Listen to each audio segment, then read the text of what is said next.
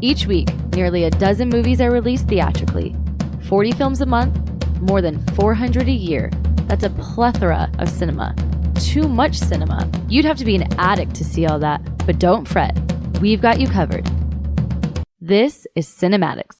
Hey everyone, what's up? It's a new week of CinemAddicts. This is CinemAddicts episode 298, also known as two more episodes. We get to CinemAddicts episode 300. How do you feel about that, Eric Holmes? Two more episodes, we get to 300. Yeah, pretty good. Is that going to line up with the Patreon episode? Who knows? Yeah, maybe. That's 2 weeks. I think it does. Yeah, it does line up. Why? How about that? It's synchronistic, I guess one would say. So we are spotlighting for this week. We are reviewing movies for the week of Friday, June 13th, 2025. Movies reviewed include Diablo, Killing Mary Sue, The Other, which, by the way, I just got in several minutes before we started recording, okay? So Eric Holmes on the Google Doc, if you could put my name, which Greg, right next to The Other. So again, The Other. Put Greg, 4 stars. Here we go. It. Best wishes to all. Actually, leave the 4 stars there, and I'll tell you why in a second. Best wishes to all. And last but definitely not least, there's a movie called Tatami. Again, going from backwards to forwards or left to right or whatnot. Tatami. Best wishes to all. The Other, Killing Mary Sue, and Diablo. By the way, Bruce Purkey over in the attic, also known as the Cinem-Attic. He has reviews of The Wild Robot, the new season of Tires, which is, I believe, a comedy series on Netflix. I believe maybe Eric Holmes has seen that. I don't know if he's seen Tires. And never even heard of it. Oh, never even heard of it. Okay. And nope. also Rolling Thunder, a movie from 1977, scripted by Paul Schrader. Bruce Purkey has a review on Rolling Thunder. I've not listened to Bruce Purkey's reviews yet. I don't know how long these reviews are, but he has a lot of stuff for this week as well. And then Eric Holmes has a rewind review, possible recommend of Predator, Killer of Killers. That is right now, as we speak, streaming on Hulu. It was a packed week, Eric Holmes. You've done a lot of it. Can you tell our listeners what interviews you've done within the last week? And is this a banger week over at CinemAddicts, cinema-wise? Banger week, yes. Interviews, also yes. Got to interview the director of Diablo, Ernesto Espinosa. Tomorrow, I'm doing some interviews with Mark Zaror and Alana De La Rosa, also from Diablo. And Alana De La Rosa is in Dominique. We'll ask her about that. And also got to interview Scott Adkins and didn't pee my pants while I did it. And so I will call that a... Okay, so we've been doing, I think we started CinemAddicts. Eric and Bruce jumped on the CinemAddicts train when Anderson Cowan decided to betray us and leave the show. Anderson Cowan, how could you leave us over at CinemAddicts? But Bruce Purkey and Eric Holmes, they filled in admirably. And I think they've been part of the CinemAddicts family for the last 2 years since Anderson Cowan abandoned us. But before that, me, Bruce, and Eric were part of Movie Mainline. And before that, actually after that, we were Find Your Film. I've been with Eric and Bruce for the last 5 years doing movie podcasts, no matter what the name is. There is one single constant in our 5+ years, and it's Scott Adkins. Scott Adkins is our North Star. Eric Holmes, why is Scott Adkins your North Star? And I'm putting words in your mouth, by the way. I just think he's a great actor. I think he's a great, physical actor. Obviously doing the action movies, but I also think he's a really charming presence, and he's just a good actor. I think he could do, obviously he usually sticks to action, but I think he could do anything. He could do dramatic. He could do comedy. Well, he has done comedy with the Accident Man series. The Debt Collector movies. And, Debt Collector. My bad. Debt Collector 1 and 2, right? Accident Man's got some comedy in it too. But okay. Yeah, he's just well-rounded. And having talked to him twice now, not a big deal, but having talked to him twice now, he's just an incredibly nice guy, and I love him so much.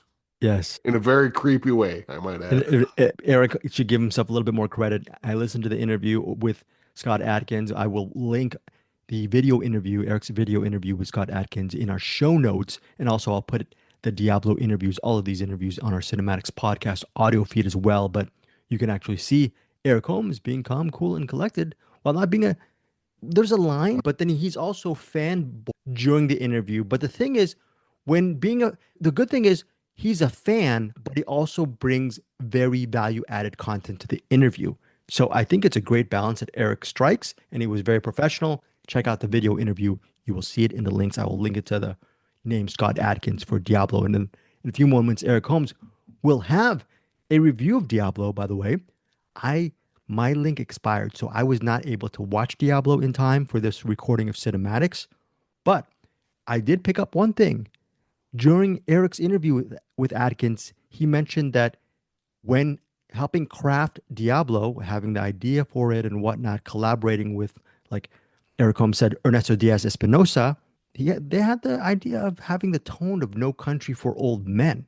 That is a big movie title, but let me get to the plot line behind Diablo, and then Eric Holmes will dive deep into his review of Diablo. Chris Chaney, played by Scott Adkins, he's a recently released ex-convict, and he goes on an interesting mission, possibly perilous. He kidnaps Lisa, played by Alana de la Rosa. She's the daughter of a powerful gangster named Vicente, and they puts this kidnapping the daughter of this powerful gangster puts them in the crosshairs from El Corvo, played by Marco Zaror, a psychopathic killer seeking revenge against Vicente's family. So I don't know. Is it No Country for Old Men? Is it a pure Scott Adkins action thriller? Let's get to Eric Holmes with his review of Diablo, which, by the way, is in theaters, digital, and on demand June 13th. What say you, Eric Holmes? So first of all, the tone of the movie is not No Country for Old Men, but the character El Corvo, played by Marco Zaror, is very much Anton Chigurh. He's not. He doesn't look like him, but he's got that same kind of like Anton Chigurh. He's just like calm, but he's got that like kind of monstrous presence to him. This guy's not human, and this guy could kill me if he even looks at me. Like, he's got that kind of presence to him. Sure.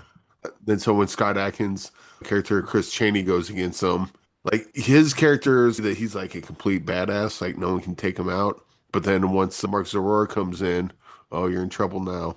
You're in trouble now. And then plus he's just got that like dirty, creepy serial killer vibe to him. After you watch him on screen, I need to go take a shower now. But the main story is Scott Adkins taking Elisa and running off with her. Yeah, right. I don't know if I want to say too much. You find out pretty quick, but he's not kidnapping her. He's saving her.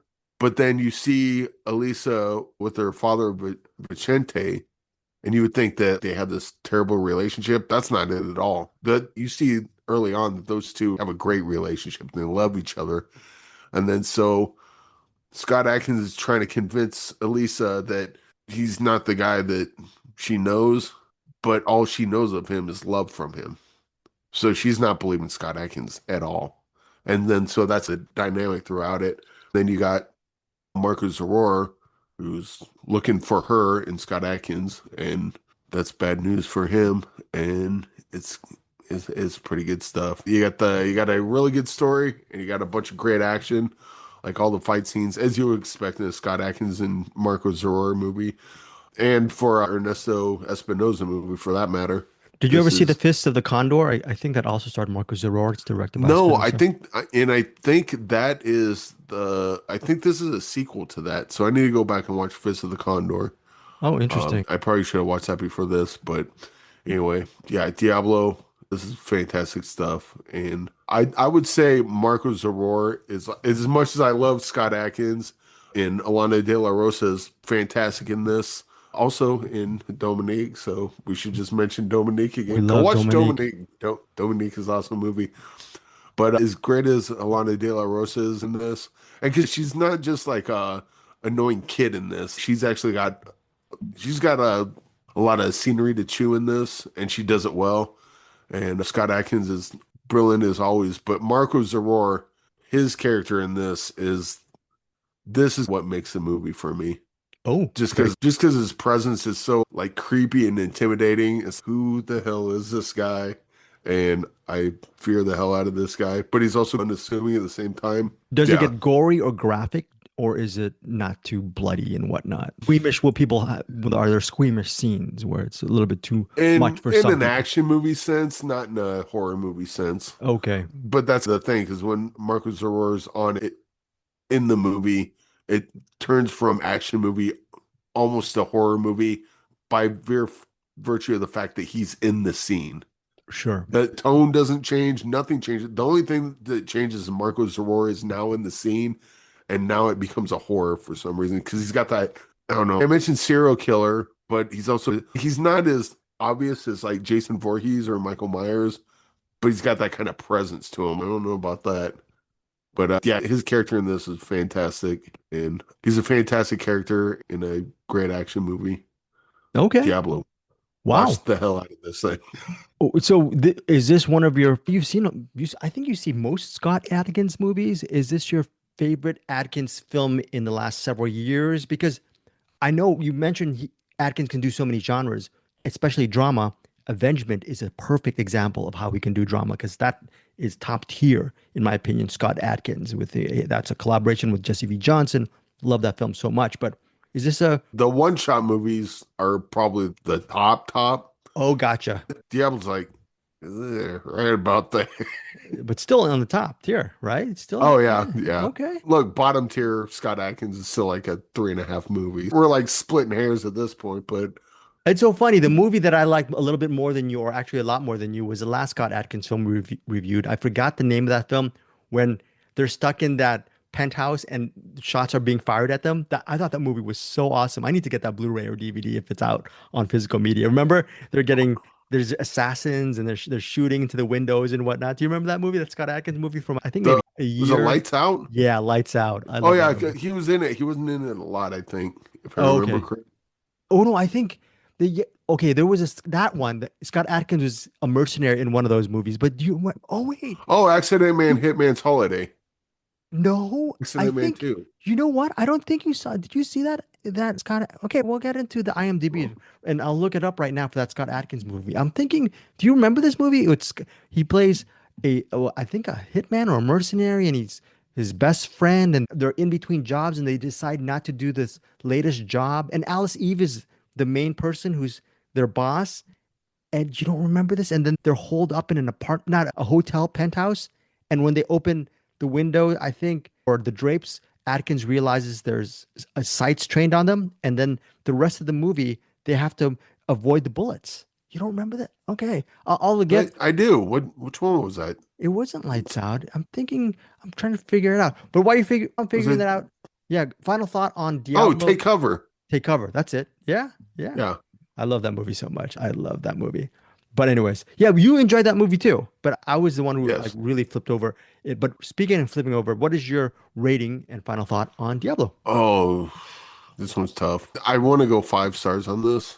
Okay, cool. And I think I will. Because overall, I think I'm 4.5. But Marco Zaror's character just sets it over the top for me. I love his character in this. And and of course the fights are pretty intense. There's one of the big shots where Scotty Adkins hits the guy like right in the face and he falls back into a pane of glass, which sounds typical action movie stuff, but the way it's shot, just that full on shot, it was like, it's one of those action scenes and you're watching go, how did they do that without that guy going to the hospital? And who knows, maybe he did, but it was just such a cool shot. And then he had a bunch of fun with the fire extinguisher as well. Eric, I have a new mission for you. And when we get our pennies by the way, I say this in complete support. Thank you for supporting us on CinemAddicts, whether listening to our podcast audio feed, there's commercials there. If you subscribe to our CinemAddicts YouTube channel, there are no commercials on our audio feed. So if you're a subscriber to our YouTube channel over in CinemAddicts, you support us as well. However you support us in Patreon, $5 catch-all per month. When I say pennies and cheeseburger money, I mean that in the best of ways. But Eric Holmes, you need to save some of that CinemAddicts cheeseburger money and not eat cheeseburgers and go on this lifelong mission to collect every single one of Scott Adkins' movies on DVD, on physical media. I think you need a Scott Adkins wall, my friend. So I'm just saying. I can do that. I'm sure you actually have a bunch. And you know what? Adkins. After Diablo, I might put a Marco Zaror wall up right next to it. All right. So this was community. If you want to support us, you can support us via listening to our podcast, supporting us with just whatever dollars you have. That helps us get going with the cheeseburgers. But if you don't want to send us any money, that's fine. Just listen to the podcast. But maybe even better than money, send some Scott Adkins Blu-rays and DVDs over to Eric Holmes over in Colorado Springs. Send it over and have him start collecting because we're not rich people, okay? And maybe him getting all these a library of Scott Adkins films would be a priceless thing for Eric Holmes. And again, I'm putting words in your mouth, but I'm thinking that'd be a really cool thing, right? You'd have a Scott Adkins shelf, maybe. Who knows, right? Yeah. I'm going to do bad things to that. I need to stop talking. Okay, for the first time in several years. It's a family show. It's a family. By the way, again, I'm excited to see Diablo. 5 stars. And by the way, yes. Take the family to watch Diablo. And actually, in a way, Diablo is a family movie. Oh yeah, it's about a girl who's she's trying to understand the truth about her father. So in a way, it is a family movie. I can't wait to see Diablo. 5 stars from Eric Holmes in theaters, digital and on demand, June 13th. Eric Holmes has a couple more movies to review. I'm going to give him a little bit of a siesta right now because I told Eric and Bruce we're covering 5 to 6 movies per week. And usually on our Google Doc, I say, hey, I'll take this movie. Whenever I say I take this movie, I'll take this movie, I should actually jump on the movie immediately instead of waiting until the last minute, which is right now to watch this movie. But I got it in time. There's a movie called The Other, okay? Nondescript title, The Other. Are you thinking The Others with Nicole Kidman? No, it's not The Others or a reboot. It's called The Other. The movie centers on Robin and Daniel. Robin is played by Olivia Macklin. Daniel is Dylan McTee. They are a loving couple, young, cute couple. They have a beautiful home. They adopt this girl, maybe she's 11 or 12, named Cathelia. Cathelia is played by Evangeline Freelander. Cathelia, she is a mute orphan, and she has a dark past, okay? The dark past, I'm not going to give... It's not a spoiler because it's said in the first act. The reason why she's mute is possibly there's maybe murder or killings in her past, and maybe that's why she can't speak, okay? And I'm going to pitch this movie to you, Eric Holmes, and you're going to tell me what you think of this plot if it whets your appetite. So they adopt this girl, Cathelia, and they try to incorporate her into their just new family. But the problem is she's mute. She's a little bit antisocial. She doesn't really get along with the mom, Robin. But Daniel, she's slowly starting to bond with because Daniel seems to be a little bit better with the kid. Okay, but the problem is within this adoption, Cathelia, there's something wrong with her behavior. And then supposedly there might be a supernatural or evil force that is infesting itself or hisself into the domicile. The pool, they have a lovely pool. And the next morning, that pool is filled with weird pink-like dirt or amoeba. There's food that gets automatically spoiled in the house. There's weird things that have been going on since Cathelia has been part of the family. The movie also stars Shawnee Smith, and I'm going to look up right now. There's someone else who's in this. Shawnee Smith, she plays a single mom, and she has a daughter, and I'm going to look up the daughter's name right now. The daughter becomes a friend of Cathelia, and she actually has an important role to play in this movie as well. So the daughter is played by... Lily D. Moore. Thank you, Lily D. Moore. She plays Fiona. Shawnee Smith, by the way, a lot of you know from the Saw films, and Lily D. Moore, you might not know, but she is a very good actress as well. And I'm going to tell you this. I thought The Other would be a by-the-numbers horror thriller, and you're thinking, what are you thinking, Eric? You're thinking it could be predictable, that she has a dark past, and eventually it might be like an evil seed kind of movie, or what? What are your...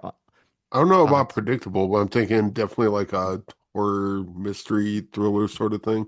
Right, and it's something that maybe you might have seen before. It sounds familiar, right? A little bit. Okay. Movies written and directed by Paul Etheridge. That's what I thought, exactly what Eric was saying right now. I thought The Other would be a predictable horror thriller. Within those confines, it would still work as that, but there is a twist in this movie. And there is a pretty cool thing that happens in the third act. This movie gave me It Feeds vibes from several months ago. Remember It Feeds? Both you and I loved it, Eric Holmes. This movie completely came out of the blue for me. It wasn't getting too much momentum this week. I was trying to look for movie reviews of The Other, and it's one of these really cool horror movies, horror thrillers, where it builds momentum as the narrative progresses, all the way to an absolutely bonkers third act where the tone is all over the place.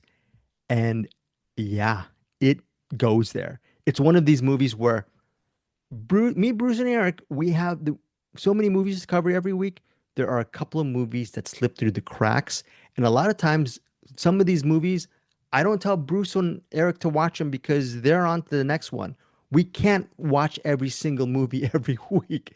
That said, I hope either Bruce or Eric, or maybe both, give the other a shot because of the third act.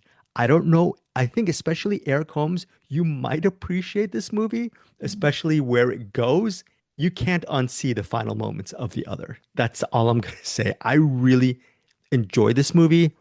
The acting is really good. Also, I think Eric Holmes, you had the person's up. I think her name's Lily D. Woods. She's very good as the friend of Cathalia. I believe her name's Fiona. There's a very interesting element regarding their friendship. It's a layered horror film. And surprisingly, I'm giving The Other, which is out on VOD and digital on June 13th, 4 stars. This is one of these movies that I feel with every week, there's a whole rush of movies. The big movies in the theaters, there's movies on the big streamer platforms like Paramount Plus or Netflix, Hulu. And then there are other movies that are on VOD and digital that are buried. Not because there's so many other big things coming out. And I feel this is, Bruce likes to say, use the words hidden gem. I believe this movie is a hidden gem. And hopefully, if you guys are fans of the horror thriller genre, you're going to give The Other a shot. I think a lot of people would give this movie 3.5 stars. I'm giving it 4 stars because of that crazy fourth act and the really solid acting all around. And yeah, it just progressively got better as the story evolved.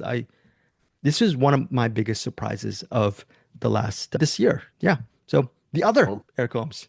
Yeah. You have me sold at bonkers, and it's Lily D. no. Moore. I'm sorry? It's Lily D. Moore. And you said Lily D. Woods. Oh, Lily D. Yeah.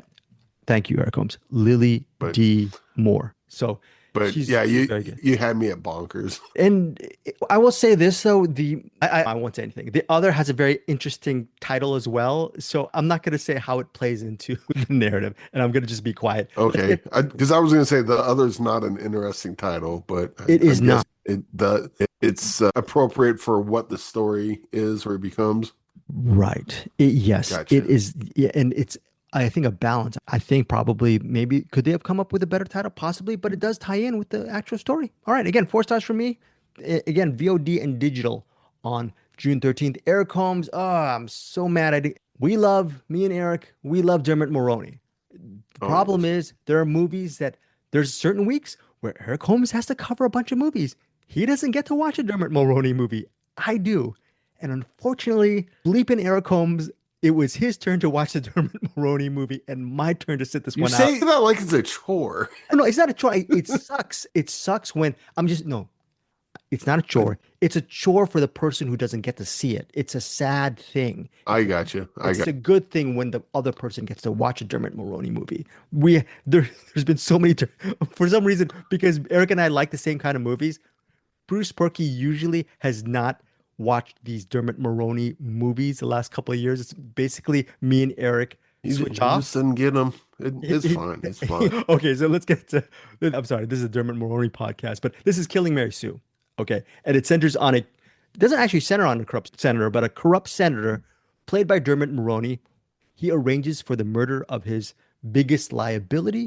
That liability is his stepdaughter, played by Sierra McCormick. Unfortunately, he hires, I'm thinking, a bunch of killers to take her out, but she is actually very talented at killing people, or talented at avoiding being killed. Avoiding being killed? Okay, so this is written and directed by James Sunshine. Eric Holmes will clarify that plot synopsis. It co-stars Sean Patrick Flannery, Martin Cove, Jason Mewes, and Jake Busey. What a great cast. It's on VOD on June 13th via Samuel Goldwyn Films.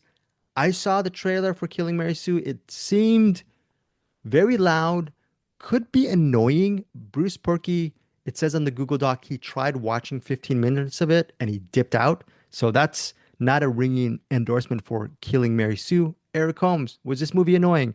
Did you dip out after 15 minutes? Your judgment on killing Mary Sue. Yes and no. Okay. Yes, it was knowing. No, I didn't dip out 15 minutes, but it's still good.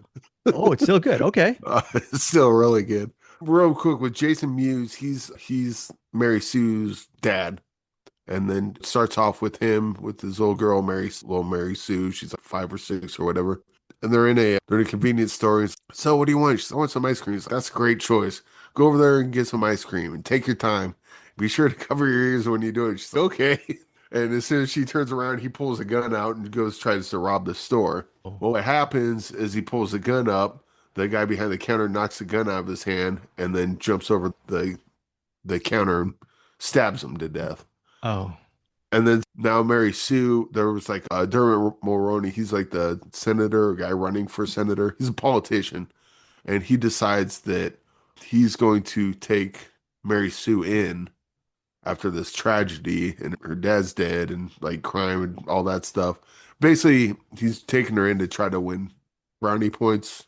And as you mentioned in the plot synopsis, as she grows up, she becomes a liability because she gets into drugs, all these weird sex escapades, gets into fights a lot. And then it's the election year, and has done yet another scandal. And so Dermot Mulroney, like he's already having trouble in the polls, and he needs her to not be there anymore. And as it turns out, he doesn't really love her anyway. She's just always been a tool for him. And her whole thing is that I'm going to make Brad say he loves me. She just wants acceptance from him. She just wants him to say, I love you. That's all she wants. And so anyway, he decides that he hits up Martin Kove, who's playing Knox. And Martin Kove's the guy that like knows people. And so and then Jake Busey, he's been on it too, because he's Dermot Mulroney's campaign manager. They hit up Martin Kove and they want to get her killed, but in a way that seems like something that Dermot Mulroney's character can exploit. Oh, my adopted daughter, and this is why we need to be hard on crime, that sort of thing. So he can turn it into a talking point and hopefully get his numbers up. Problem is, so when the first serial killer or the first assassin or whatever, first person comes in to kill Mary Sue, he decides that he starts pulling out like a bunch of tools and stuff, like he's gonna torture her. And Mary Sue sees this and she mistakes him for a prostitute because she's like into really rough sex and S&M kind of stuff. Yeah. So she sees him pull out all these tools, and her mom and a maid's tied up next to her. And she said, we can do it in front of him if that's what you're into. But I thought we'd just go to my room and do this. And I'm going to have a bunch of fun with this. Puts on some brass knuckles. And she's, oh yeah, give it to me. He punches her in the face. She's like, that's all you got? Come on, lean it. Oh my gosh. And then so she's, no, it's like this. And then so she punches him and catches him off guard, breaks his neck, and then now the first killer's dead. So that's how she kills people. It's just not because she's like an elite killer. She does it on accident, and she misreads the whole situation. That's pretty funny. It is, and that's a ridiculousness that you get with a lot of this movie. Now, the beginning of it definitely is a little too clever for its own good, which is probably why Bruce dipped out, because we've seen movies like that where it's like you hear the voiceover and it's, oh wait, let me start back, like breaking the fourth wall, stuff like. I don't think they did exactly that. And then maybe the flashy editing at the beginning too. Maybe yeah, it's got a bunch of that. So I see why Bruce dipped out. But so when you say is it annoying, yeah, but because of that. But once it gets past that and you get to watch Mary Sue's character actually be Mary Sue and start taking out these. And she also plays like she says she plays Fortnite, and so that's how she learns how to use a gun, which comes into play later. And then there's this weird part. I shouldn't say this because this is like way towards the end. There's this thing that happened. I told you guys in the message thing. There's a part that happens at the end that comes out of nowhere. We'll just say if you watch the movie, Mary Sue shoots the gun up in the air, and then what happens immediately after that is just what? Where the hell did that come from? Okay, so is that a good thing or is that a bad thing? It was good. I saw it and I was like, what the? Okay. And yeah, I laughed out loud many times in this. Dermot Mulroney, he plays a good skis. Jake Busey in this, actually, I really like his character in this. Okay. And I don't hate Jake Busey, but I've never really been a fan of his, Mm, except for in this. Like, he's great in this movie. okay. And Sierra McCormick, Co- she's had a great career so far. The Vast of Night and I love her character in this. In fact, I work karaoke at Toki, and one of the people that work there, Jess, remind me a ton of her in this. I was like, Jess, there's a movie called Killing Mary Sue coming out. When it does, you need to watch it because that character is basically you. And she's like, I don't know how I feel about this, but I'll watch it. And I'm like, but yeah, I love Killing Mary Sue. I get why Bruce dipped out early, but yeah, very over the top, but also pretty funny. And yeah, it's good oh, stuff. okay. But I need to watch it then. Killing Mary Sue on VOD June 13th. What is your rating, Eric Holmes? I will go 4 stars on this. 4 stars on Killing I Mary Sue. want to give 4.5 just because I like Jake Busey's What, character why don't you so give it four and a much. half? 4.5. This is your world. You're I'm the gonna king, give it domain. room to grow. I'll give I it. think with the part where she shot up in the air and the thing happened, Yeah. on one hand, I wish they had more crazy stuff like that. Not her shooting in the air, but what happens after she does that. I wish they had more crazy stuff like that. But I think it almost works because they don't go that crazy throughout any other point of the movie until that part. And since it happened towards the end, it was just kind of took me off guard. But it would have been great if they had like more just I can't believe you went for it, but you did, and there it is, and now we got to live with it. But yeah, I'm Killing Mary Sue. You know what? Yeah, 4.5. We'll go 4.5 on Four this. and a half stars from Eric I Holmes. changed my mind. We're Killing Mary Sue. No worries. I can't wait to actually watch this movie as well. So check it out again on VOD June 13th via Samuel Goldwyn Films. Before we get to a movie that both Eric and I did see, let me just quickly say this. Bruce Purkey has a review of Best Wishes to All. He'll pretty much do a deep dive on that for Cinem-Attic. Okay, while he's doing the reviews up in the attic, that is. I will just give a very quick movie review of Best Wishes to All. Quote, plot synopsis. A young woman's visit to her grandparents' home leads to the discovery of what's brought them happiness, a revelation that will lead her to question her choices, sanity, and reality herself. The young woman is played by Kotone, and what's interesting about this is this woman, she is a nursing student. She wants to help other people. At the beginning of the movie, she thinks of other people before she thinks of herself. While she's crossing the street, she helps an old woman across the street. I think she has groceries or whatnot, and she helps her with her packages. You can tell this young woman is kind-hearted. She decides to the movie starts with her her visiting her grandparents out in the Japanese countryside. So as she's visiting her grandparents at the countryside, she finds things that are weird. For example, she hears a knock on a door or a bedroom. A hidden bedroom or a hidden room. She hears noise from it and she's wondering what's going on. Her grandparents start acting weird around her and she doesn't know what that's about. And she starts trying to put the pieces together because there's something that's just really off putting about her grandparents, a noise she hears off to the distance from a room that's locked in this home in the countryside. She opens up the family album one of these mornings and she sees a picture with her family with a young girl with her face scratched out from the picture. And you're thinking, what is up? So Best Wishes to All, it's part a mystery as this young woman tries to figure out what's going on with her own family. And then it's also a social drama. The themes of what would you do to make your own family happy? What would you do to make yourself happy? Would it be at the expense of other people? That's one of the themes to Best Wishes to All. It puts a mirror on us to figure out during our daily lives, what are the abuses or the pain or the exploitation that we cause other people to ensure our own possible well-being and happiness. That's not giving too much away. That's a theme that's covered in Best Wishes to All. Here's the thing. It's 89 minutes, streams Friday on Shudder, June 13th. The genre it says here, it's horror. There are horror elements into this. There are a couple of gory moments. People's face get red, maybe eyes bleeding, heads getting bloodied. You do see gory moments, but it's more in the service of the social drama of Best Wishes to All. So it works as a social drama, and the theme I thought was very powerful. But as a horror movie, director and writer Yuta Shimotsu doesn't answer all the questions within this world, within this mystery of what these grandparents are doing. The world building in Best Wishes to All is only good in the sense that it makes us think of our own morality, but the actual horror elements are there. It just doesn't mix. It's the weaker part of the movie.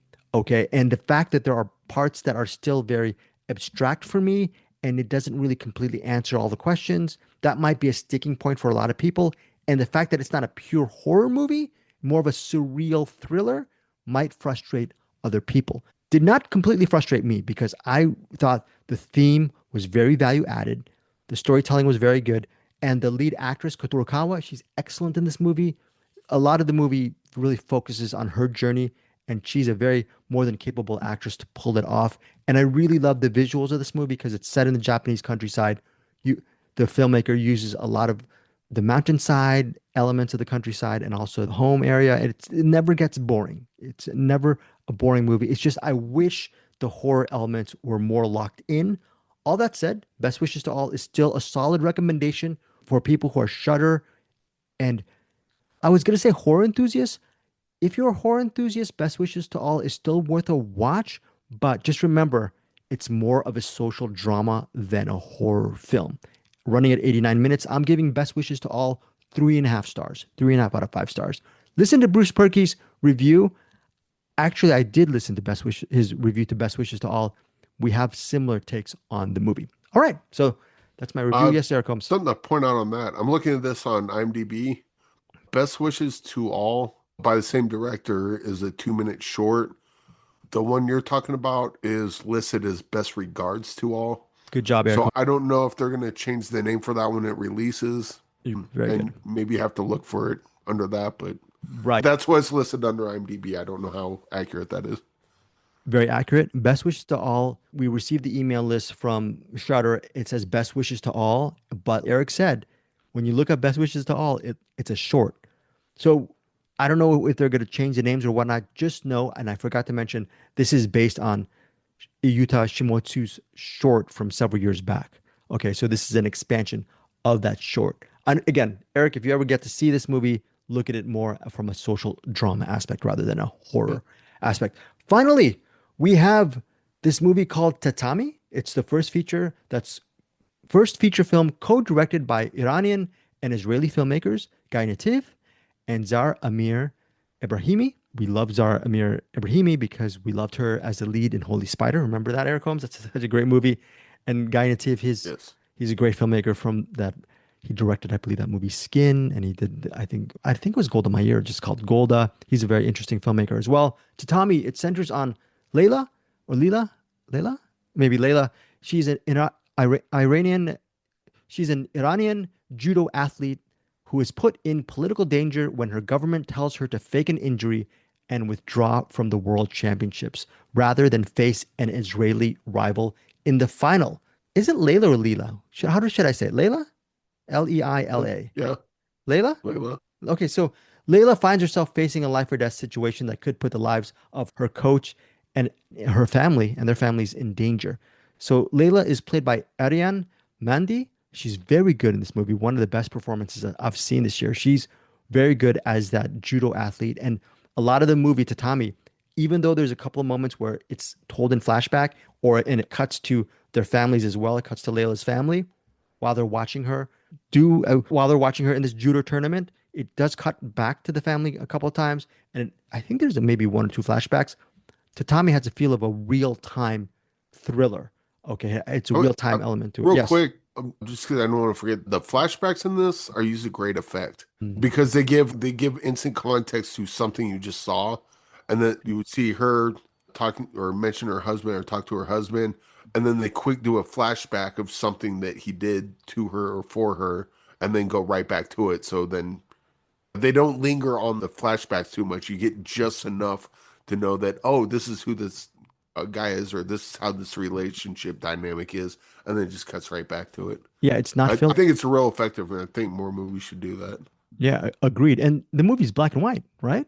Yeah, I think it's also that 4:3 or whatever that Oh, right. square one. Yeah. What do you think of that? What do you think of that? Look, do you think it worked I for didn't. Tatami? I mean, it was black and white, so I didn't notice it until about halfway through. So also Zarmir, she plays the judo athlete's coach as well. So that's it. And ultimately you see a lot of judo.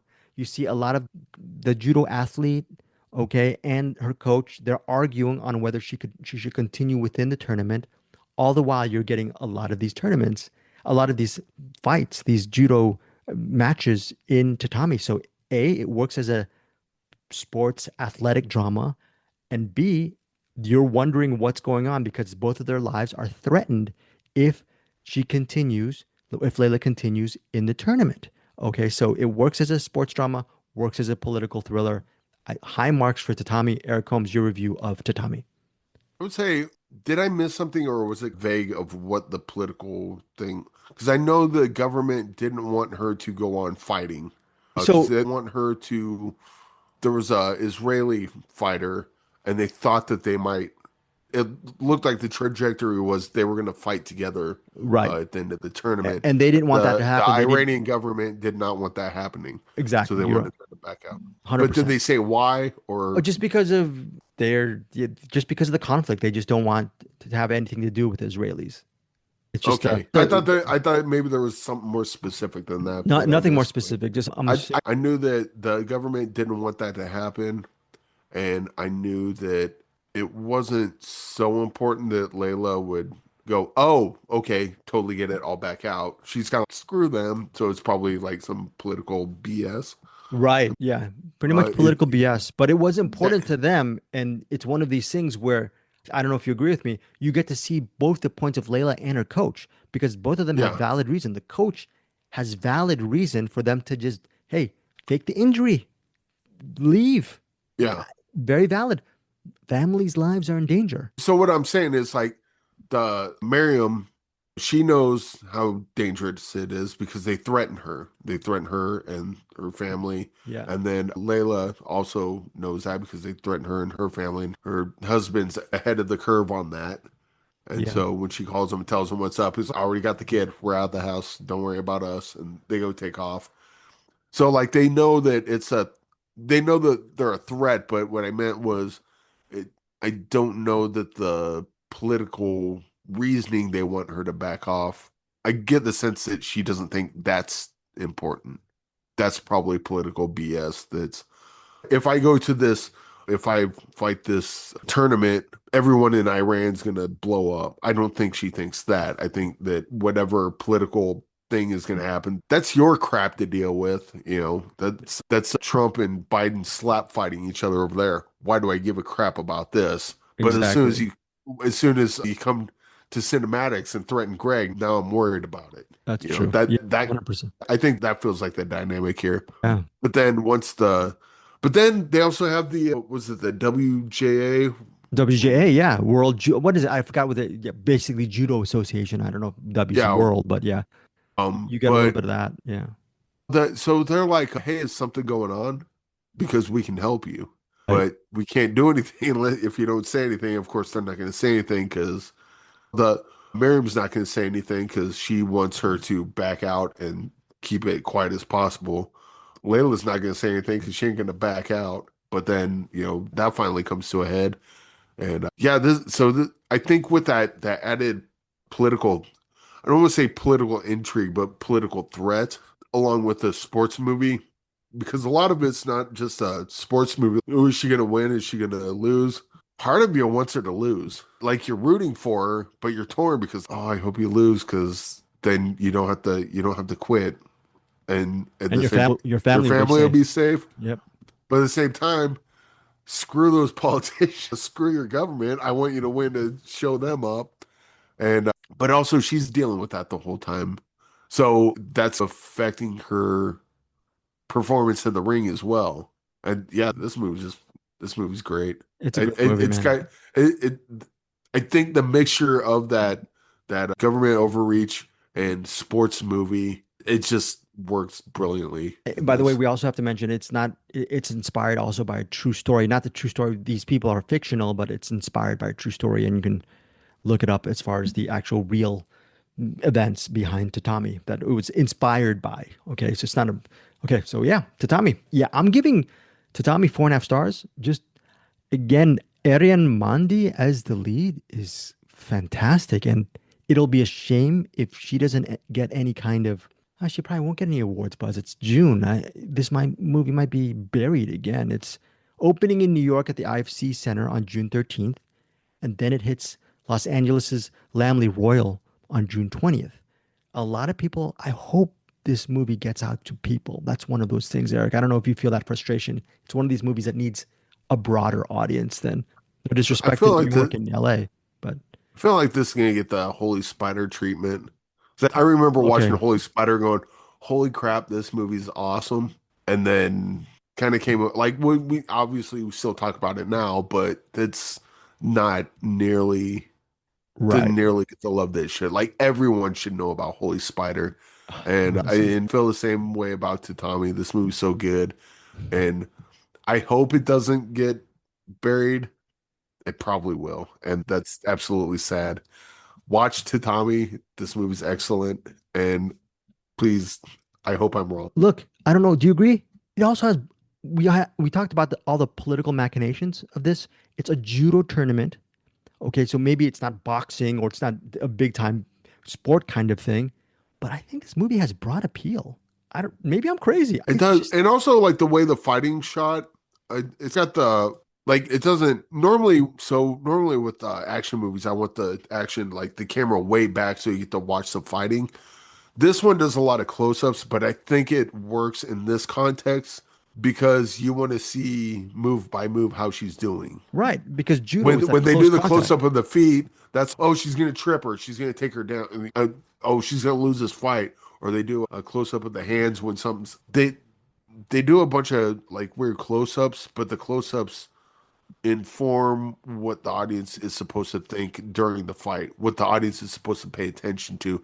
So it's not about the thrills of two people fighting each other. It's about the machinations of the fight itself and how close to losing Layla is, or how close to winning, or how she takes down another person.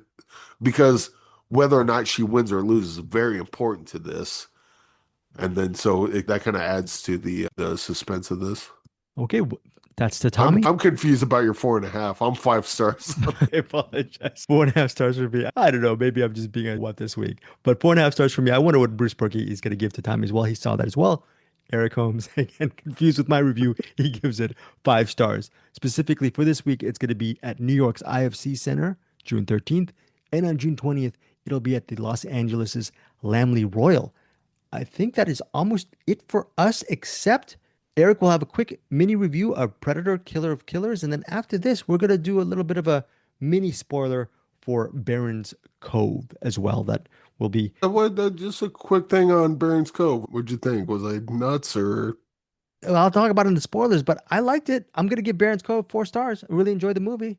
Eric Holmes All gave it right. 5 stars, and we'll talk about that in our spoilers, which will be available on our CinemAddicts YouTube channel. So please subscribe to our channel for our information on our Baron's Cove movie spoilers. We'll put it up first for our Patreon members and give them early access as well. Now, Eric Holmes, Predator, Killer of Killers, currently streaming on Hulu.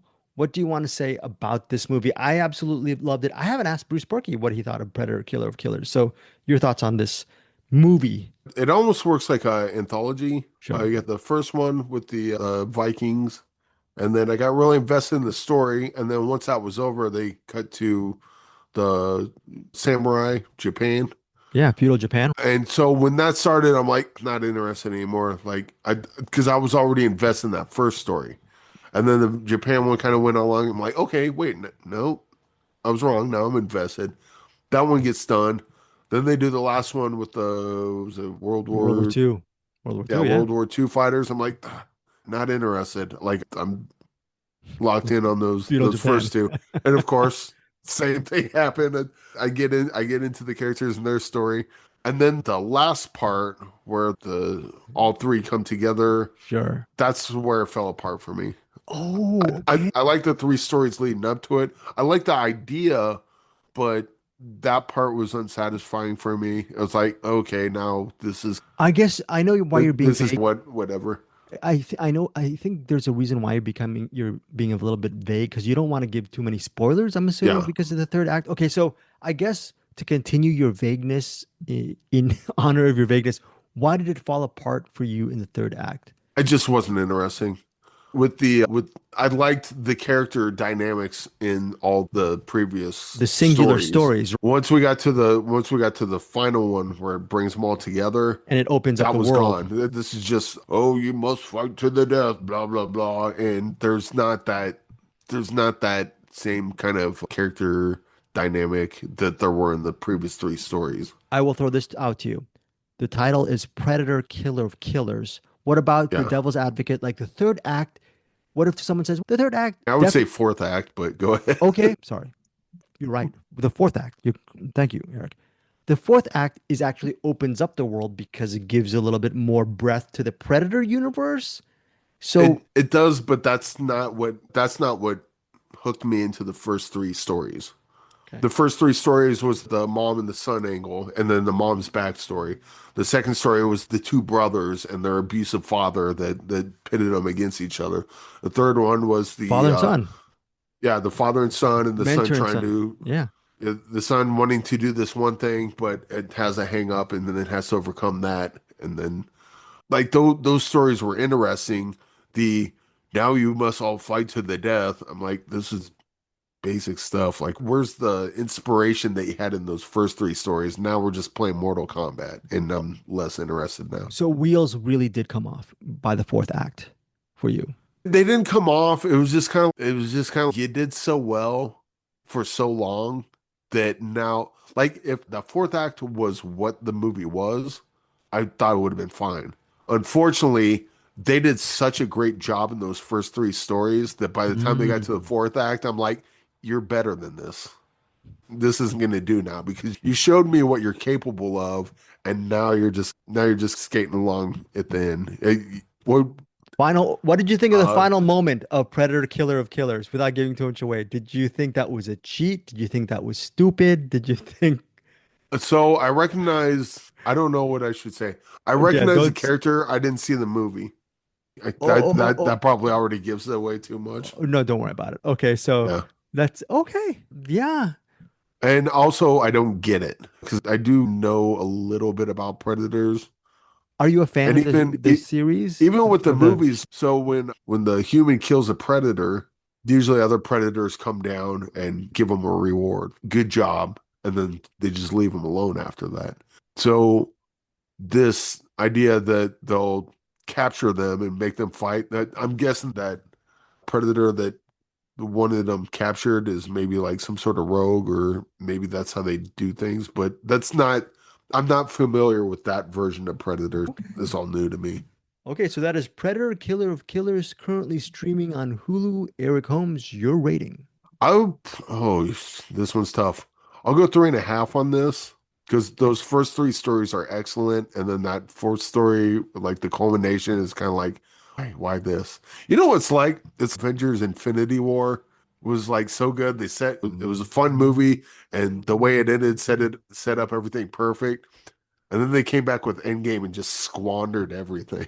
What are you doing? What are you doing? I understand most people disagree with me and love the game. You're wrong, and that's fine. You can be wrong all you want, but Okay, yeah, so Predator Killer of Killers is great up until that fourth act, and it's still good. But oh man, you did so great. This is where you should have started, not where you end.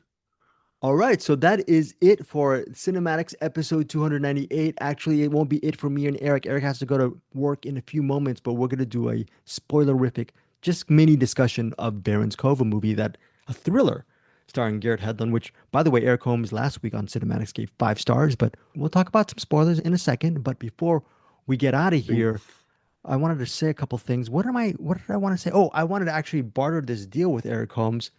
I had so much fun with the other Eric Holmes for Cinematics episode 299. We are covering 4 movies. We got the screener links to number 1, Don't Tell Larry. And I have to send the screener links to you guys for this movie called Inside with Guy Pearce. There's another movie called Found Footage, The Making of the Peterson Project. And movie number 4 is a movie called Eye for an Eye. We haven't gotten a screener link for that as yet.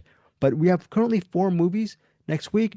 But Eric, if you want to actually count the other as one of your reviewed movies for episode 299, I'm just throwing it out there. So you had me at bonkers. I will watch the okay. So I'm trying to actually look. Yeah. So next week, Eric Holmes, if you don't want to watch as many movies, throw in the other as a rewind, and you can yell. I'll probably 5-star that one too. I've been 5-star in a lot of movies. Okay. So, anyways, later this week 4-star Greg, 5-star. Eric Holmes has been really hard at work doing a lot of these interviews. Check out our YouTube channel, Cinematics and Deepest Stream, for Eric's interviews with, yes, the cast and crew from Diablo. Also, I put up on our Deepest Stream YouTube channel Eric's interviews from last week. He did interviews for Baron's Cove with the composers and the DP. That's up on our Deepest Stream YouTube channel. I'll put links on our show notes as well. And that's it. Eric Holmes, you want to say anything else before we get out of here? Yeah, watch Predator, Killer of Killers. Yeah. It isn't great, but it's weird that's the worst movie I saw this week. It was a banger week, but let's see. And the worst movie I saw this week is still good. We're in banger season. Oh, and I forgot. For us. Yes, we are in banger season. We are also in Patreon month season. It's our Patreon month, and I'm really slacking on this. For this Patreon this month, we are spotlighting the year 1995. We need some picks for the year 1995, so Bruce Purkey will be hard at work doing research for the couple of movies and the assigned pick for this month. So think 1995. Hit us up for some movie recommendations. And of course, we're out of here. And here's Bruce Purkey over at the Cinematic. Welcome to another Cinem-Attic. That is the attic of cinema. That is the weekly report I give you guys, where I climb down from Eric's attic after being force-fed various films and barely fed any food. He gives me scraps, and I gladly take them because I'm hungry. And what am I going to do? He gives me some scraps. I'm going to take what I get. So this week, it wasn't a super busy week. I guess he had a lot of screeners, but I did not bite on a lot of the screeners this week, partly because I was really busy, partly because some of them just didn't really appeal to me. And one of them I started, I won't even talk about which one. One of them I started, I just couldn't do it. It wasn't for me. But I did watch one screener, Tatami. I also watched 2 screeners. I watched Tatami and I watched Best Wishes to All. And then I watched an entire series on Netflix, which has a 2nd season that just dropped. So I watched both seasons of the Netflix series Tires. And then I have one recommendation. A longtime friend of mine wanted me to watch an older movie, exploitation movie from the 70s called Rolling Thunder. All right, let's get to it. First up, we got Tatami. Tatami is co-directed by Guy Nativ, who we watched do, what was the movie we watched him do? Oh, Golda, I should say. I think it was last year, which I did not really like Golda very much. And then he also did the movie Skin, which is a really good movie from, I don't know, maybe 6-7 years ago. Skin, if I remember correctly, about a neo-Nazi in America who re-infiltrates his own neo-Nazi organization, and he's getting all of his Nazi tattoos removed as the movie goes on. Also, it was co-directed by Zahar Amir Ebrahimi. Now, I know her only as an actor, but I don't know if she's directed a bunch of things, but definitely she's a co-director on this movie, and also she co-stars in this movie. But I knew her from Holy Spider from about 2-3 years ago. Holy Spider is an excellent movie. If you have not seen Holy Spider, that's something to look up. It's a pretty powerhouse performance and movie. Almost was going to get, I think, some Oscar buzz, but I don't know if it quite made it there. I don't remember. Did it get nominated that year? I'm not sure. Anyway, This is essentially a bit of a, if you look at the directors at least, a bit of a Israeli-Iranian co-production. Now that alone should make you raise your eyebrows. Iranian-Israeli? Because you don't think of Iranians and Israelis being very cooperative or collaborative in a lot of things because there's a lot of political strife between those two countries. Not that the people necessarily match the strife, but it definitely would kind of raise your eyebrows a little bit to wonder about what's going on there. It says Tatami is based on a true story, or I think it's based on a true story. It doesn't say it in the film. And I should have gone back and looked at the actual facts surrounding it because there must have been an event that was similar to this, but I have a feeling they took some liberties. Either way, I didn't know what to expect from this movie. It's black and white. I thought, oh, here's this black and white art house indie movie. I knew it was about like, it looked like boxing from the poster, but it's actually judo. It's like international judo championships. And in this case, it's the women's side of it. I'm assuming there's a men's competition going on at the same time or a similar time. But all we're really watching is the women's competition. And we're specifically following Layla. She's the main, kind of the protagonist of this movie. And Layla is played by Ariane Mandi. And then her coach, Miriam, is played by Zaramir Ibrahimi. So she plays the coach of Layla. And when you're watching it, I'm thinking like, okay, this is going to be really interesting. Sports drama. Maybe we're going to watch the possible rise of this or battle of this person trying to make it in the judo sphere. And seeing as she's a woman from Iran, she probably has some hurdles as far as just societally being a athlete and being successful in Iran. I assume there's some kind of hurdles to go through there. As it starts out, you feel like that's the setup. You see her doing her first couple matches. And this is a huge competition. It seems, I don't really understand for sure, but it seems like it's all taking place over a single day, where basically there's a whole bunch of people competing at the very bottom level, and they keep going. In each round, they advance if they keep winning, till of course they would get to the semifinals and the finals. And after the first couple rounds, I'm thinking like, this is going to be a pretty good sports movie. And in between each round, you're seeing her, she goes back and calls her family, and her whole family's gathering around in their apartment. They're rooting her on, and her kid and her husband are there, and her parents are watching. So you get the idea of this going to be this maybe underdog kind of a story. And then it takes a turn, and that was where it really became interesting. And very quickly, I'd probably say in the first 20 minutes, maybe the turn occurs, and she gets a call, and it's from an official Iranian spokesperson of some sort.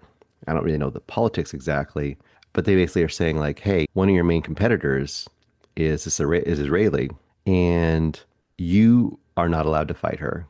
And essentially, they don't want her to be fighting an Israeli. Because I guess the idea is if she loses, it would be dishonor to Iran, or it would somehow there'd be something terrible if she lost to an Israeli.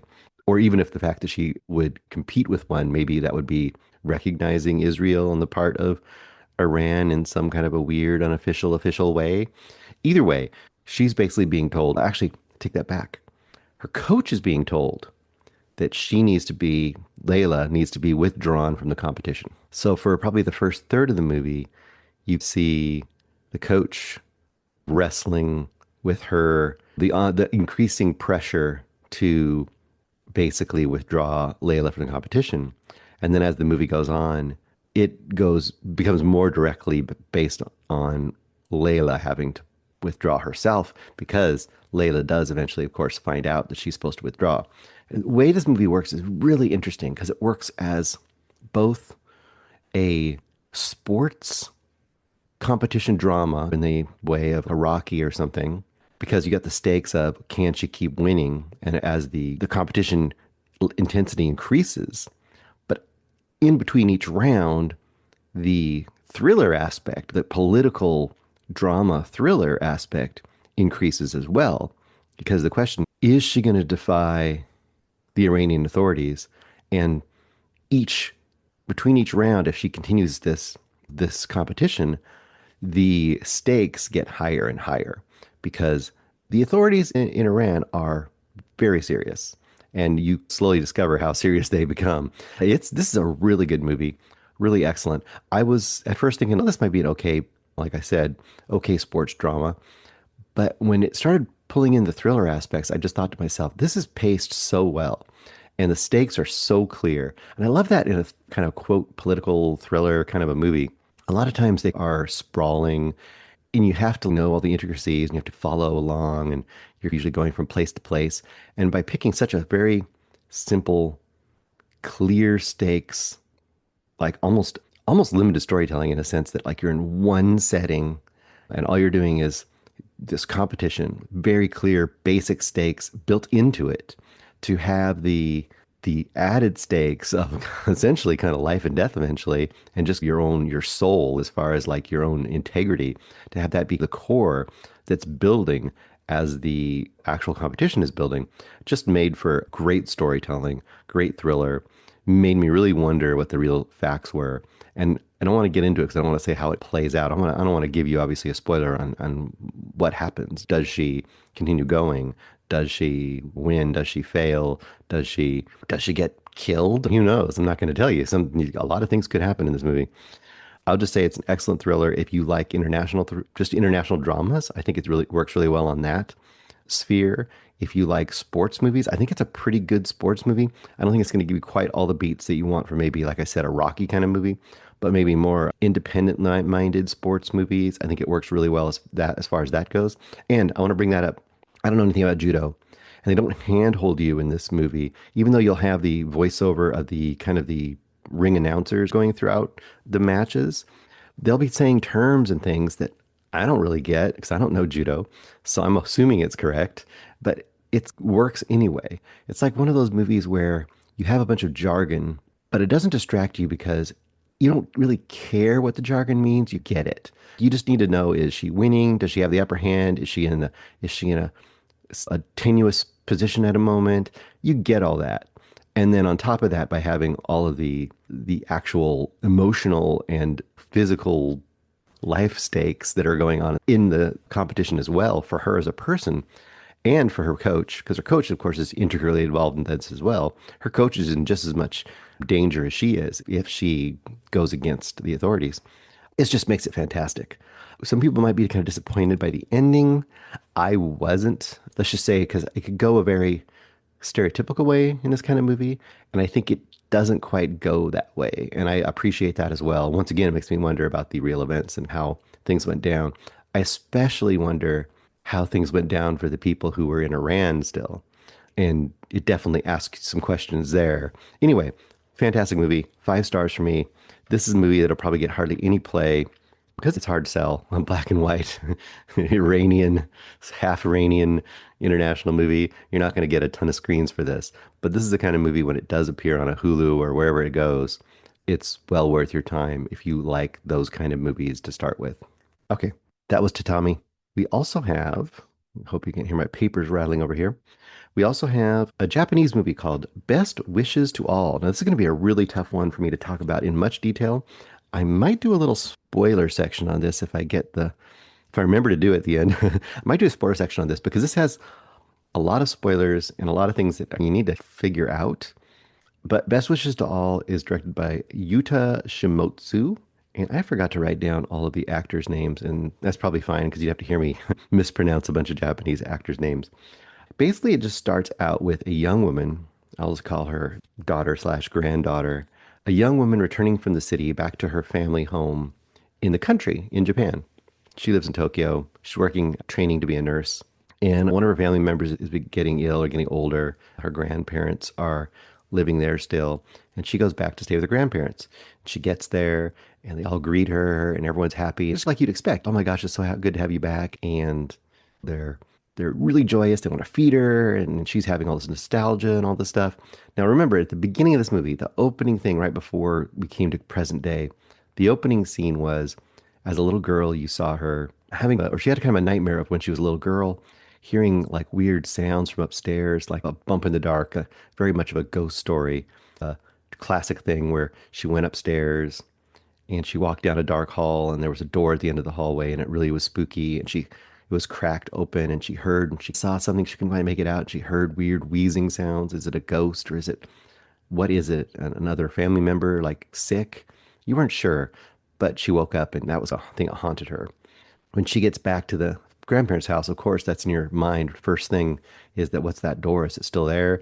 And of course, she does go to that door. It's still there and it's locked. And she asks about it, and they're like, "Oh, we just keep storage and stuff in there. It's no big deal." So it's played off right off the bat as this classic trope of a locked door in a house. What's behind that door? That's an opening suspicion here. This is presented as a horror movie as well. It is, I think, Shudder might have some stakes in this. And this is also a movie where, I don't know how to describe it. There's these certain movies where you go to a town and everyone acts weird. You go to a house and everyone acts normal, but there's something really odd about it. There's some unusual behavior, and your main character gets slowly drawn into a mystery or an unusual world, and you're not sure what's happening. Wicker Man would be like kind of a classic example of that. This movie is definitely a variation of that as well, because so one of the first examples you get is she's having a dinner with her grandparents. Her parents haven't shown up yet, but her parents are supposed to arrive soon. She's at the dinner with her grandparents, and they're offering all this stuff and miso and everything, and she's really enjoying it, saying how great it tastes. Oh, you like it? Yeah, you like it. And then at one point they say, "Here's some pork that whatever neighbor gave us this pork. It's really great." And she tries it. "Oh, yeah, it's really good." And then the two grandparents just stop in the middle of the conversation and just start oinking, like really oinking a whole bunch. And it's just goofy, but also odd. And she's taking it as odd. It's not like it's given to us as a normal occurrence. We're supposed to be seeing it just like she does. What are you doing? And they just play it off. And then later they ask her something else. I think at some point they say to her, like, "Hey, are you happy now?" And she's, "Yeah, I'm happy." And they're like, "Oh, that's good." Just an odd thing to ask. Like, why would you ask if she's happy in such an open, like, overt way? And also, "Are you happy now?" And you're like, what does that mean? Was she really unhappy as a child? And you're just constantly asking her questions. Did she suffer like depression as a child? Is there like a past we don't know about her? And let's just say at about the 30-minute mark, a big occurrence happens. Somebody comes into the scene that you didn't know was in the house. I'm trying to be very vague because I don't want to spoil some things. And the young woman who's there with her grandparents is shocked and really freaked out when she sees that person and discovers that person's there. And the grandparents are just like, oh, the grandparents take it as matter of fact. And basically it introduces a element to this world that is supposed to be just a common element that occurs everywhere, at least everywhere in the country. They're not very clear about that. And that this common element is something that she should know about. It's a family heritage. And she is more than freaked out by what this common element is.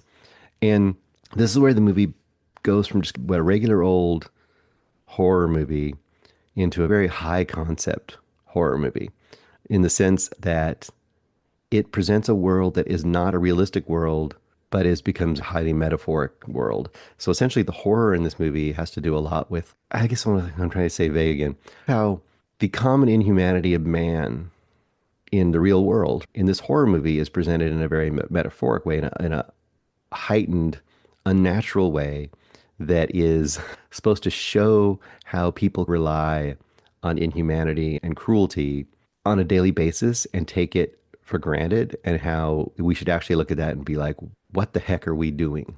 And I don't know if it, in this case, is supposed to stand for eating meat, or if it's, and I'm going to be vague once again, it's not necessarily giving you a clue of what they're doing. It's maybe the way that we eat meat, or the way that we use labor from people that is maybe, say, for example, in Americans, we profit or we get cheap goods because we use labor that's very cruel and unfair, or even child labor. We're getting things from countries that don't have the same standards that we're supposed to have, at least. Or maybe we rely on the industrial military complex. A whole bunch of that stuff's giving us a different certain kind of life, but that it's causing pain and suffering to other peoples. So there's a lot of things you could see that this is being symbolic for, but it's giving it to us in a very concrete, almost supernatural way. Once again, did it always work? I guess I really appreciate the audacity and the uniqueness of it. So that alone, I think, put it in 3-star range for me. And I'm really on the fence of this, because it's up and down on this movie. As a horror movie, I think it's going to be really disappointing to some people. To people who hate those, quote, elevated horrors, or horror movies that are trying to be about ideas and not really about scares, I could see a lot of them being really disappointed with this movie. But I could see some people who like really oddball, really unusual, especially thematic horror movies, movies that are very, I want to say, allegorical. If you like those kind of movies, I could see people who like Cronenberg movies really liking this movie because it's not really body horror so much, but it definitely is high concept. And Cronenberg loves to do those high concept things like Videodrome or Scanners or Rabid, some of those early movies of his where he just said, what if this happened? And what is this saying about society? And I'm going to turn it into a horror movie. The Brood. This movie kind of does a weird thing like that too. For me, it worked, like I said, conceptually it worked a lot as the really oddness of the concept worked really good for me. What didn't work always for me was the tone. Sometimes it was in a line between, there's a level of goofiness to it. I feel like it wanted to be really disturbing. And to me, it wasn't as disturbing as it was goofy at points. And I don't know though, maybe it was supposed to be that way. This one really perplexes me because sometimes I was thinking of a movie like A Happiness of the Katakara, which if you don't know that movie, which you probably don't, it's a Takashi Miike movie, which is this odd family comedy musical zombie movie. Yes, all those words were together, but it was overtly comedic. This one is not overtly comedic, but I think it is. I think it's supposed to be comedic. And if it is supposed to be comedic, I think I like it even better. If it's not, I think it didn't work as well for me. So like I said, I'm really torn on this movie. Also, last thing, I'm being so vague. The last thing is I don't quite understand all of the rules. This is a movie, again, where when you discover what is factually occurring in this kind of unreal version of the world that we're presented here, they give us kind of some of the rules of what's happening and what it means. But I wasn't always sure understanding exactly what all those things mean, or if they were following what rules exactly. I was a little confused. Like a character gets pregnant at one point, and I'm not going to say who, but I was like, why is that happening? And where did that go? I almost felt like maybe this was based on a manga, like a Junji Ito manga thing, but that I only had some of the chapters. I didn't have all the chapters, and one of the chapters would have really explained that one thing that happened. Like, why do certain characters have things sewn? I'm going to say sewn shut. I don't understand exactly, but I kind of understand why it's too vague for people to get. Anyway, I've really varied on the rating on this movie Yeah, I would say it's definitely a recommend to the right person. I talked about that already. I think for me, I'm going to go 3.5. 3.5, I think is fair. It's definitely good. It's definitely really interesting. And depending on how I come down on the comedy side of it, it might even go higher. If it's supposed to be really serious and disturbing, I might go a little lower. I don't know if that makes sense to anybody, but that's where I'm going to be. 3.5. Okay, the last main thing I have to review is Tires. It's a series. I don't have the director because there's multiple directors as a series. They usually do. It's on Netflix. I first heard about this series last year when we did Let's Start a Cult. And Let's Start a Cult starred Stavros Halkias, I don't remember to say his name. And Stavros was the kind of the main dude in Let's Start a Cult. And I had heard that he was part of this series that was supposed to be pretty good called Tires on Netflix. This last week, they just dropped season 2 of Tires. And my wife and I were looking for something to watch. We usually watch TV series together. And then I usually watch the movies on my own. And we were watching whatever, and then we decided, what are we going to watch? And she suggested to watch Tires, when I was like, okay, I didn't think you should want to watch it, but let's do it. Each episode's about 30 minutes. And also, along with Stavros Halkias, now he doesn't play the main character in this series. He's a side character of kind of an ensemble cast, but he's memorable. They're all pretty memorable in this. The main characters in this are Shane, played by Shane Gillis, which you may know, and Will, played by Steve Gerber. And they're basically cousins. And Will is the manager dude of this tire shop. Like you see these all over the place, discount tire places. They're a dime a dozen. He's this low level just store manager of this chain of kind of low level tire shops. And then Shane Gillis is plays one of the like mechanics. And this is just one of those motley crew semi dude bro kind of comedies, but it's one of those things where, and I said they're cousins, right? So that adds a whole weird layer to their relationship. The basic kind of the dynamic between the two you kind of got to get is that Will, the manager dude, he's definitely your kind of more, not nerdy per se, but he's awkward. Doesn't have any kind of, he has no game in the world, period. He wouldn't have game with women. He wouldn't have game with just people in general. Everything he does is awkward. He's got a very kind of he's like a angry nerd almost. Like he's frustrated with life, middle management. He's that kind of feel. Just he's on the edge, but he's also not going to do anything about it.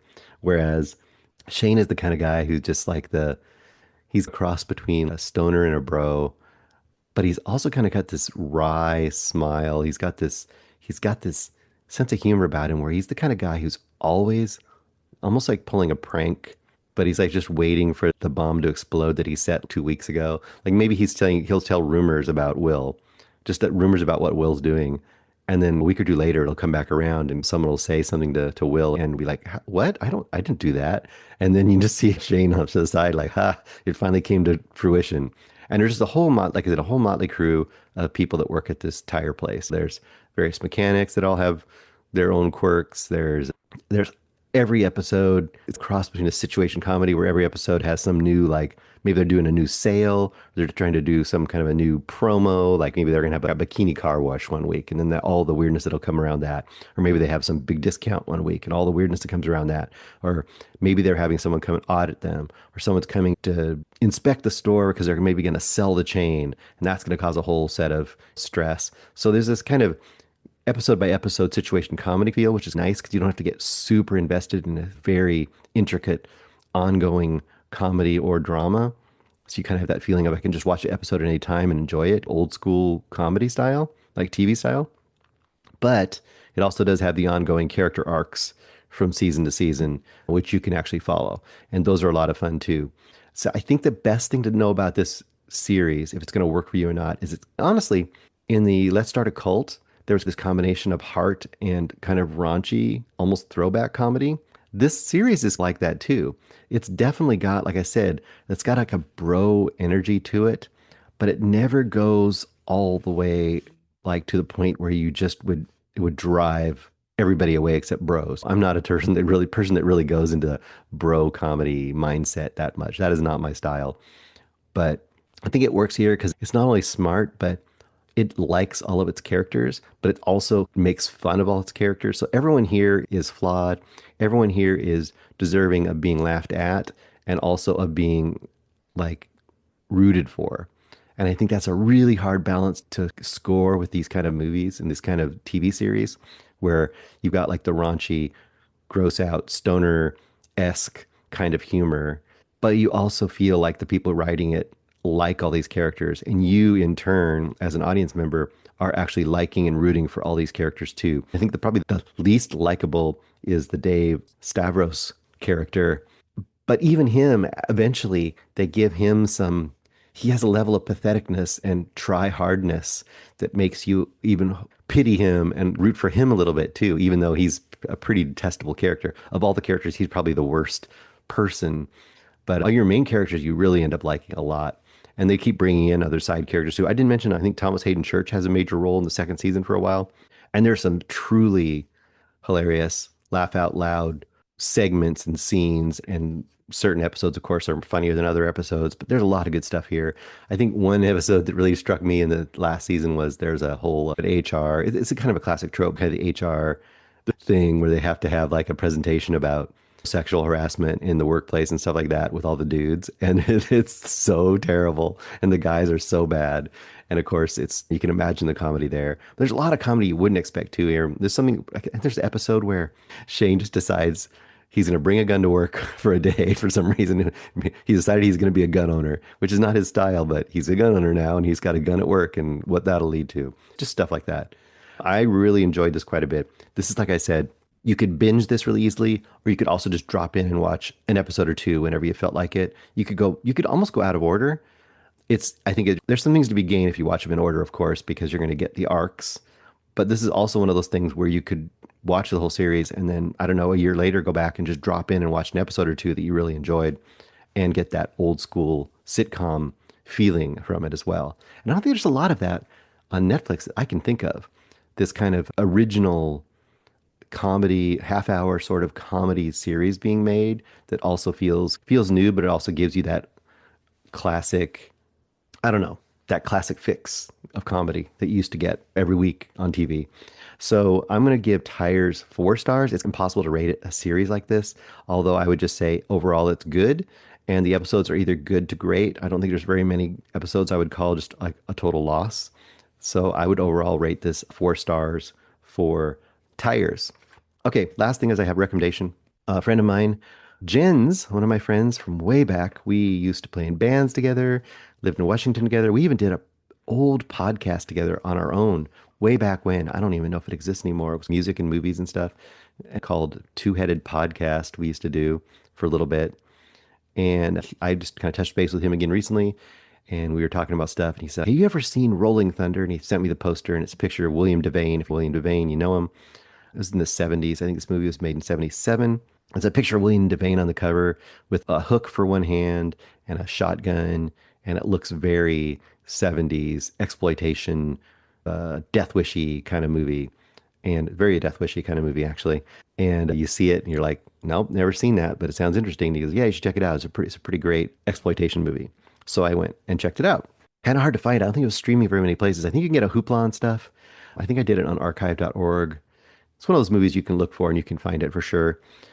And I guess this is a very loved movie by Tarantino, which makes sense. I think he names his production company Rolling Thunder, if I remember correctly.